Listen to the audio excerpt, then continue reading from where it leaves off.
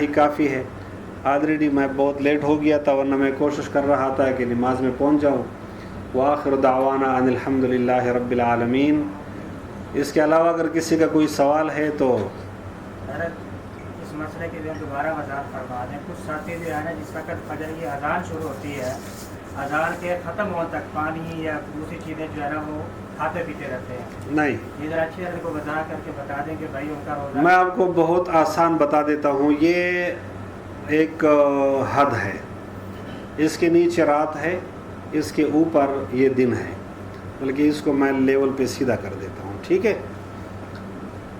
یہ ایک خط ہے، اس کے نیچے رات ہے، اس کے اوپر دن ہے. روزہ اس پوائنٹ سے لے کر اس پوائنٹ تک، جب سورج طلوع ہوتا ہے وہاں سے لے کر غروب تک، یہ اوپر والا جو حصہ ہے اس میں روزہ رکھا جاتا ہے. اس میں کھانا پینا وغیرہ سب کچھ منع ہے. جب سورج اس حد سے نیچے آئے گا تو پھر ہمیں اجازت مل جاتی ہے، پھر ہم کھانا شروع کرتے ہیں یہاں تک. ٹھیک ہے، یہ لائن کیا ہے؟ یہ لائن ہے سطح سمندر. جب سورج طلوع ہوتا ہے، سورج طلوع ہونے کا مطلب یہ نہیں کہ جو ہم دیکھتے ہیں اور ہمیں نظر آ جاتا ہے جہاں فجر کی نماز قضا ہو جاتی ہے. یہ ہوتا ہے طلوع فجر. طلوع فجر کا مطلب یہ ہوتا ہے کہ جب سورج سطح سمندر سے اوپر آتا ہے، جو ہی سورج اس خط کو کراس کر کے ادھر آتا ہے تو فجر کی اذان ہو جاتی ہے. اس لیے کہ فجر کی اذان جو ہے وہ دن جب داخل ہوتا ہے تو فجر کی اذان تب دی جاتی ہے. اس لیے اگر کوئی شخص فجر کی اذان تک کھاتا ہے پیتا ہے، اس کا اس دن کا روزہ نہیں ہوگا. بات سمجھ میں آ گئی؟ اگر کوئی شخص فجر کی اذان تک کھاتا پیتا ہے، اس کا اس دن کا روزہ نہیں ہوگا. اس لیے کہ دن کے ٹائم میں اگر آپ کھاتے پیتے ہیں تو آپ کا روزہ نہیں ہوگا. پھر اس کے بعد یہ پورا اس کے بعد پھر ہم فجر کی نماز پڑھتے ہیں تو جب سورج یہاں تک آتا ہے تو پھر اس کو ہم طلوع آفتاب کہتے ہیں. پھر یہ سورج ہمیں نظر آ جاتا ہے، فجر کی نماز قضا ہو جاتی ہے. اس کے بعد یہ پورا دن جب سورج اس خط سے جو ہی نیچے آ جاتا ہے تو رات شروع ہو جاتی ہے. تو مغرب کی اذان یہاں پہ ہوتی ہے ادھر. اب بات سمجھ رہے ہیں نا؟ مغرب کی اذان یہاں پہ ہوتی ہے کہ جب دن ختم ہو جاتا ہے، رات شروع ہو جاتی ہے تو مغرب کی اذان ہوتی ہے. جب مغرب کی اذان جو ہی شروع ہو آپ روزہ افطار کر سکتے ہیں. مسئلہ یہ ہے کہ مؤذن جب اذان دیتا ہے تو پہلے خود روزہ افطار کرتا ہے، اس کے بعد اذان دیتا ہے. اور جو ہی اللہ اکبر کی آواز آپ سنتے ہیں تو فوراً آپ افطار کر سکتے ہیں. یہ بات سمجھ میں آ گئی؟ تو فجر کی اذان جب ہوتی ہے وہ تب ہوتی ہے کہ جب دن شروع ہو جائے. اگر فجر کی اذان رات میں دی جائے تو پھر جب فجر کا وقت داخل ہوگا تو پھر دوبارہ اذان دی جائے گی. اس لیے کہ فجر کی نماز کے لیے فجر کے وقت میں اذان دی جاتی ہے. جی، اور کوئی مسئلہ؟ آپ نے بتایا کہ جو سفر کی نماز ہوتی ہے ہماری، جو سفر میں قضا ہوئی تھی اس کی قضا سفر کی قضا پڑی جاتی ہے، لیکن ہم کس طرح تعین کریں گے یہ نماز ہماری سفر کے اندر قضا ہوئی ہوئی ہے؟ صرف آپ جب نیت کرتے ہیں تو نیت آپ صرف یہ کریں کہ جی سفر کی جو پہلی نماز مجھ سے قضا ہو گئی. اور کوئی اس میں ایک بات میں آپ کو بتا دوں کہ یہ جو ہم نماز میں کھڑے ہوتے ہیں نا، اور ہم جب نیت کرتے ہیں کہ 4 رکعت فرض قطعی نماز پڑھتا ہوں آج عشاء کی، حاضر اس وقت اور حاضر پیچھے اس امام کے اور منہ میرا قبلے کی طرف، اور اس وقت، یہ نیت کہیں پہ بھی آپ کو کتابوں میں نہیں ملے گی، نہ یہ نیت ہے. ٹھیک ہے، یہ صرف ہم اپنے دل کی تسلی کے لیے یہ کہتے ہیں. نیت کیا ہوتا ہے؟ نیت کسے کہتے ہیں؟ نیت کہتے ہیں ارادۃ القلب. ارادۃ القلب کیا ہے؟ جب آپ اذان سنتے ہیں، اب یہ آپ لوگوں نے اذان سنی کہ نہیں؟ یہ کس وقت کی اذان تھی؟ پھر آپ لوگوں نے وضو کیا، کس لیے کیا؟ کون سی نماز؟ پھر آپ لوگ مسجد آ گئے، کس لیے آ گئے؟ کون سی نماز؟ پھر آپ لوگ انتظار کر رہے تھے، پھر اقامت ہوگی، پھر جماعت کھڑی ہو گئی. آپ کیا کر رہے ہو؟ ٹماٹر بیچ رہے ہو؟ हाँ, सब्जी मंडी में आए हो या फिश मार्केट में आए हो, किस लिए आए हो? किस नमाज के लिए? ये नियत है। लिहाजा सीधे सफ़ में खड़े हो जाओ, अल्लाह अकबर, बस किस्सा ख़त्म। अक्सर लोग जब नियत करते हैं, और अल्लाह माफ़ करे, ये उनकी एक बीमारी होती है कि नियत करता हूँ 4 रकात 4 रकात 4 रकात 2 रकात 4 रकात 2 रकात, अल्हम्दु सूरत वगैरह सारा कुछ, रुकू क़याम सजदा वगैरह 1 रकात रह गई दूसरे रकात में। अगर किसको ये बीमारी है तो औज़ु बिल्लाहि मिनश शैतानिर रजीम ज़्यादा कसरत से पढ़ा करे, और आमन्तु बिल्लाहि व रुसुलिही सुबह और शाम 11 मरतबा, और यकीन ये बनाए कि कुछ भी उसने नहीं कहना है, बस आए और नमाज पढ़े, अल्लाह अकबर। ये उसका इलाज है। ये सिर्फ़ एक वहम होता है, वसवास होता है, ये एक बीमारी है, ये तक़वा और बुज़ुर्गी नहीं है। उसके बाद हम 4 रकात क्यों कहते हैं कि 4 रकात फ़र्ज़? ये मेरा इख्तियार है कि मैं नमाज की रकातें फ़िक्स करूं, या ये अल्लाह ने फ़िक्स किए हैं? अगर मैं जानबूझकर ये कहता हूँ ना कि इशा की 8 रकात मैं पढ़ता हूँ, तो 8 नहीं होंगे, न मेरे कहने से कुछ असर पड़ेगा। अगर मैं कहता हूँ कि मैंने 3 रकात पढ़ने हैं, तो इशा की नमाज 3 नहीं होगी, इसलिए कि रकातें जो हैं वो फ़िक्स हैं, मेरे कहने से न बढ़ती है न घटती है। नमाज जब हम पढ़ते हैं तो क़िबले की तरफ ही मुँह करके पढ़ते हैं, तो मुझे क्या ज़रूरत है कि मैं अल्लाह को बताऊं कि हाँ अल्लाह देख, कंफर्म करके मेरा मुंह जो है क़िबले की तरफ है, सही है ना, मुंह क़िबले की तरफ।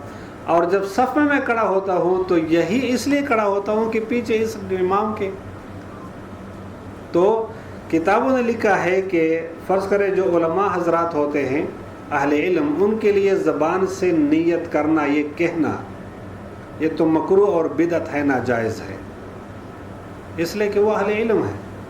अलबत्ता आप लोगों के लिए इजाज़त है कि अवाम जो होते हैं उनके दिल की तसल्ली नहीं होती, वो थोड़ा ज़्यादा दीनदार होते हैं, इसलिए वो ज़बान से ही नियत करते हैं। लेकिन आसानी के लिए मसला ये बताऊंगा कि जब आप असर की नमाज़ पढ़ते हो तो सिर्फ़ ये कहो कि असर की फ़र्ज़ नमाज़ पढ़ता हूँ, अल्लाह अकबर, मगरिब का फ़र्ज़ पढ़ता हूँ, अल्लाह अकबर, इशा का फ़र्ज़ पढ़ता हूँ, अल्लाह अकबर, सुन्नत पढ़ता हूँ, अल्लाह। जिस तरह मसलन जुम्मे के दिन लड़ाई इस बात की है कि हम बाकी नमाज़ों में तो ये कहते हैं कि फ़र्ज़ क़तई, ज़ुहर की फ़र्ज़ नमाज़ पढ़ता हूँ, ये जुम्मे की नमाज़ क्या है बताओ? हाफ़िज़ साहब आप बताओ, जुम्मे की नमाज़ क्या है, फ़र्ज़ है या वाजिब है या सुन्नत है? हैं? वाजिब है। जवाब दो, जुम्मे की नमाज क्या है? तो इसका मतलब ये है कि 6 नमाज़ें फ़र्ज़ हैं, इसलिए कि 5 तो हम पढ़ते हैं।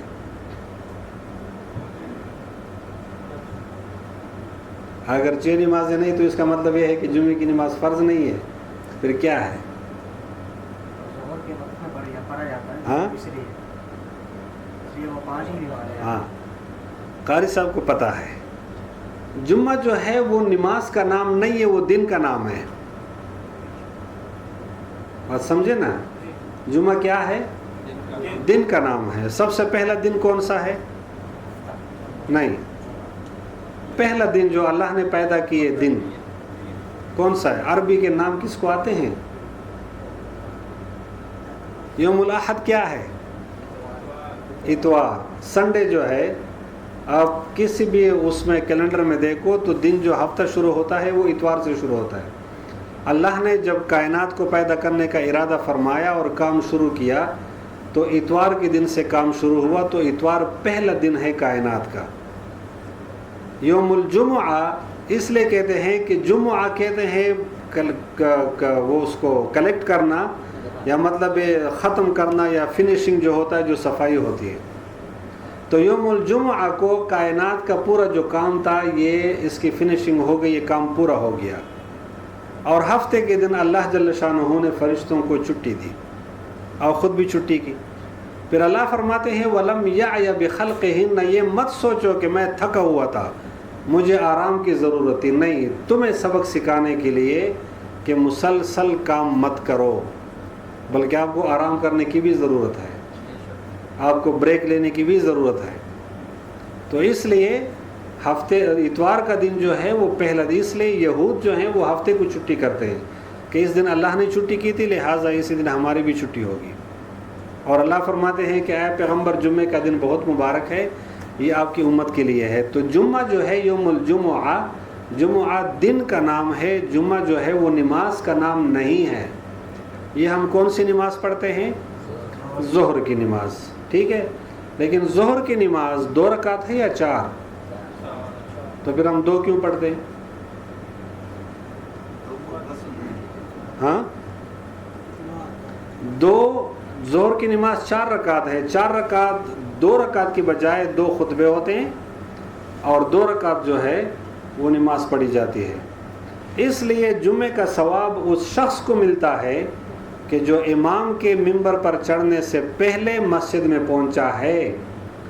خطبہ آپ کو سمجھ آئے نہ آئے، جس طرح نماز میں قاری صاحب قرآن پڑھتے ہیں، وہ ہمیں سمجھ میں نہیں آتا کہ وہ کیا کہتا ہے، لیکن ہمیں سننا پڑتا ہے. خطبہ سمجھ آئے نہ آئے یہ ایک ایشو نہیں ہے. ایشو یہ ہے کہ آپ کو موجود رہنا چاہیے، اس لیے کہ آپ نے 4 رکعت کی ظہر کی نماز پڑھنی ہے. اور نبی کریم صلی اللہ علیہ وسلم فرماتے ہیں کہ جمعے کے دن ہر مسجد کے ہر دروازے پہ فرشتے بیٹھے ہوتے ہیں، رجسٹر ان کے ساتھ ہوتے ہیں، اور جو بندہ جب آتا ہے اس کا باقاعدہ نام لکھا جاتا ہے، اس کی حاضری لگتی ہے. اور جب امام منبر پہ چڑھتا ہے خطبے کے لیے تو اس وقت وہ فرشتے رجسٹر بند کر کے خطبہ سننے کے لیے مسجد میں آتے ہیں. لہٰذا اس کے بعد جو لوگ آتے ہیں ان کی حاضری نہیں لگتی. ہم کیا کرتے ہیں کہ ہم اس وقت تک بیٹھے ہوتے ہیں اور یہ سوچتے ہیں کہ خطبہ سننا اس کی تو کوئی اہمیت ہی نہیں ہے، مجھے سمجھ میں نہیں آتا اس لیے کہ عربی میں ہے. اور جب نماز کا وقت ہوتا ہے تو جلدی سے آ کر 2 رکعت نماز پڑھتے ہیں. وہ جو جمعے کا ثواب ہے کہ ہر قدم پہ نیکی ملتی ہے، ہر قدم پہ گناہ معاف ہوتا ہے، اور ہر قدم پہ ایک درجہ ہوتا ہے، اور ایک جمعے سے دوسرے جمعے تک جتنے گناہ ہیں وہ ختم ہو جاتے ہیں، یہ کچھ بھی نہیں ملتا. پھر اکثر لوگ کیا کرتے ہیں کہ خطبے کے دوران میں یا تو موبائل سے کھیلتے ہیں. ایک بندے کو میں نے دیکھا خطبے کے دوران اپنا جیب ڈرائی فروٹ سے بھرا ہوا ہے اور ایک ایک بادام نکال کے اور مزے مزے سے کھا رہا ہے. حضور فرماتے ہیں کہ خطبے کے دوران اگر کوئی بات کر رہا ہے اور آپ نے اس کو کہا کہ مہ عربی کا لفظ ہے، مہ کا معنی ہوتا ہے چپ، آپ نے صرف اتنا کہا چپ، یعنی 2 حرف آپ نے ادا کر دیے، تو جمعے کا جتنا بھی ثواب ہے وہ سارا ختم ہو گیا اور تم خالی ہاتھ واپس جاؤ گے. اس لیے خطبے کے مسائل تمام تر وہ ہیں جو نماز کے ہیں. فرق یہ ہے کہ نماز میں فکس ایک پوزیشن ہوتی ہے، خطبے میں آزاد ہے. اگر آپ پلتی مار کے بیٹھتے ہو، تشہد میں بیٹھتے ہو، جس طرح آپ کے لیے آسانی ہے آپ بیٹھ سکتے ہیں، لیکن افضل یہ ہے کہ تشہد کی صورت میں بندہ بیٹھے. نماز میں ہم ادھر ادھر نہیں دے سکتے، خطبے میں ہم دائیں بائیں دیکھ سکتے ہیں، لیکن افضل یہ ہے کہ آپ صرف خطیب کو دیکھیں اور اس کی بات سنیں.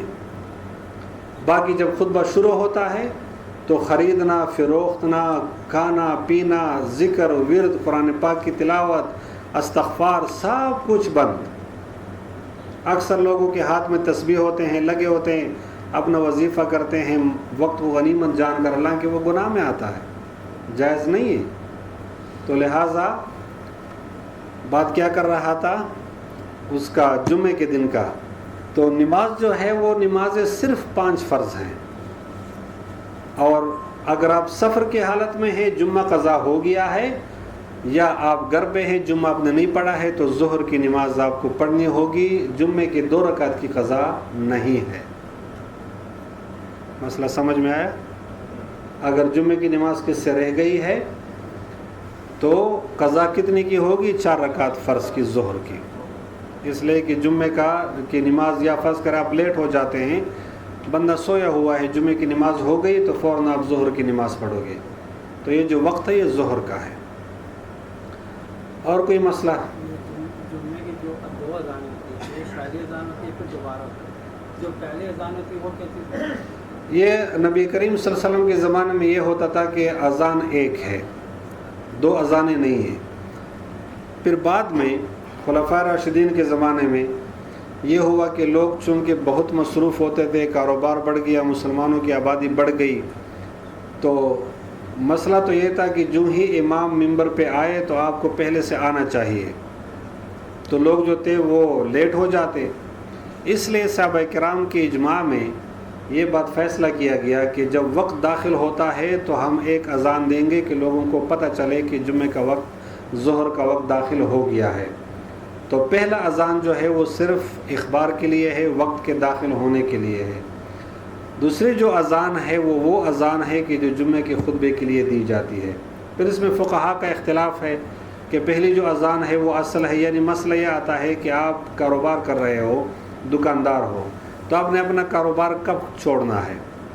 ہم تو کیا کرتے ہیں کہ امام ادھر خطبہ دے رہا ہے، ادھر ہمارے کچھ لوگ وہ سبزیاں لا کے بیچتے ہیں، وہ اور افسوس سے کہنا پڑتا ہے کہ لسی کے ایک ڈبے کی خاطر اور جوس کے ایک ڈبے کی خاطر ہم خطبے میں نہیں جاتے۔ ایک کھجور اگر مسجد میں کوئی تقسیم کرتا ہے تو کھجور کھانا بہت بڑی غنیمت ہے، لیکن خطبے میں ہم نے نہیں جانا ہے، تو لوگ باہر بیٹھ کے پہلے جوس اور لسی پیتے ہیں، اور امام اگر اندر خطبہ کرتا ہے تو ناٹا میٹر۔ یہ افسوس کی بات ہے۔ کچھ لوگ ہوتے ہیں جو مسجد میں آتے ہیں، مسجد کے دروازے میں اچانک موبائل کس کا آیا تو وہ جناب وہاں پہ کھڑے ہو کے جماعت کھڑی ہے، رکعت سے رہ جاتا ہے، لیکن وہ موبائل پہ بات ضروری سمجھتا ہے۔ لیکن یہ چیزیں، اس کو ہمیں چاہیے کہ ہم اس کو فوقیت دیں، ہم ان چیزوں کو اہمیت دیں۔ تو جب اذان ہو جاتی ہے پہلی اذان تو فوراً آپ جمعے کی تیاری کریں، اور بیع اور شرع وغیرہ یہ سب کچھ دوسرے اذان کے بعد بالکل ممنوع، حرام قرار دیے جاتے ہیں، اس کے بعد کچھ بھی اجازت نہیں ہے۔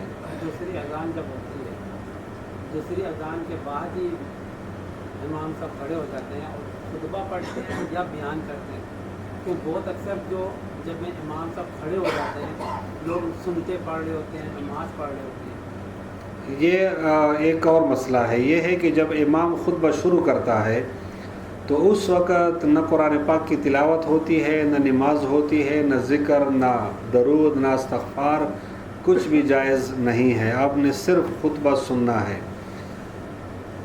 ہوا یہ کہ نبی کریم صلی اللہ علیہ وسلم خطبہ دے رہے تھے، اور سلیح غطفانی ایک صحابی تھے، وہ مسجد میں اس دوران داخل ہوئے، اور وہ جو ہی داخل ہوئے تو فوراً بیٹھ گئے۔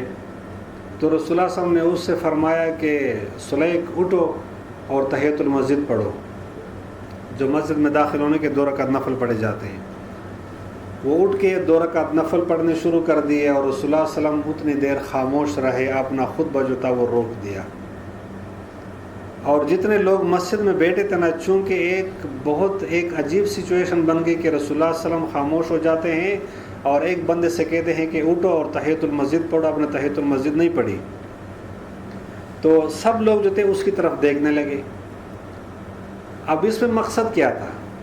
اس میں مقصد یہ تھا کہ سلیح جب مسجد میں آیا تو اس کے جسم پہ صرف اتنا کپڑا تھا کہ اتنا اس کا جو عورت ہے، یعنی ناف سے لے کر گھٹنوں تک یہ علاقہ اس نے ٹکڑے باندھ کے چھپائے رکھا تھا، باقی اس کے پاس پہننے کو کچھ بھی نہیں تھا۔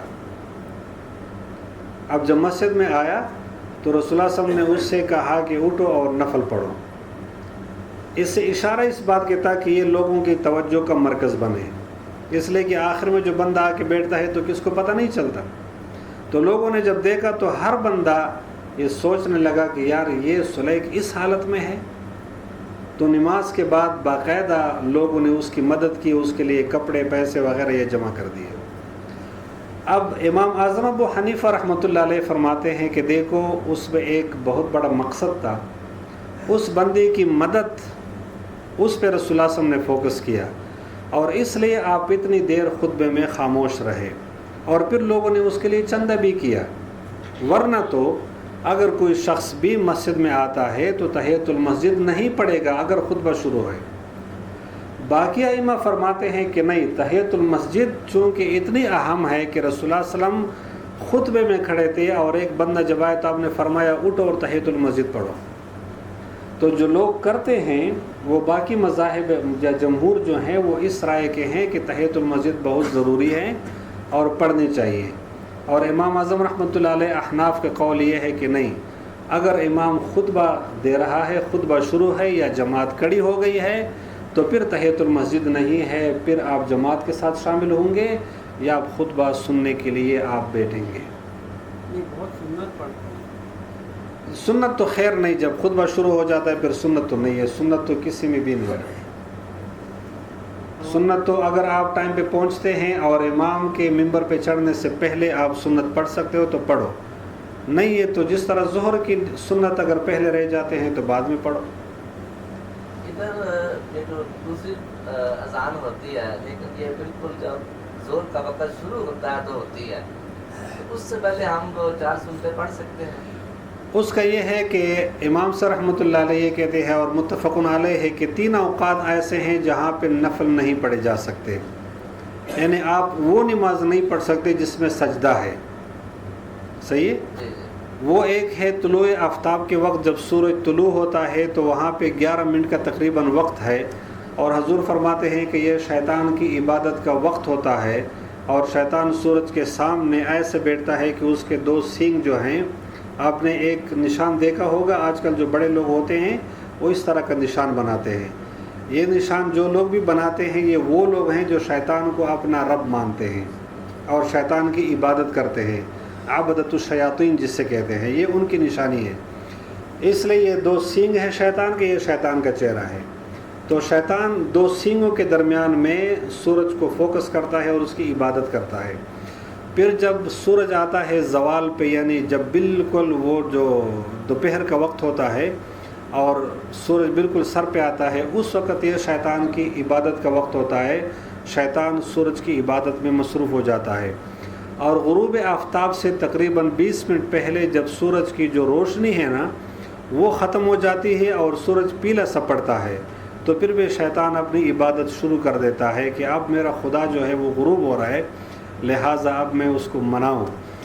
ان 3 دنوں میں ہر اس عبادت سے منع کیا گیا ہے جس میں سجدہ آتا ہے، ٹھیک ہے؟ لیکن اس میں یہ بھی یاد رکھو کہ اگر ایک آدمی سو رہا ہے یا بیمار ہے یا کسی عذر کی وجہ سے اس کی عصر کی نماز لیٹ ہو گئی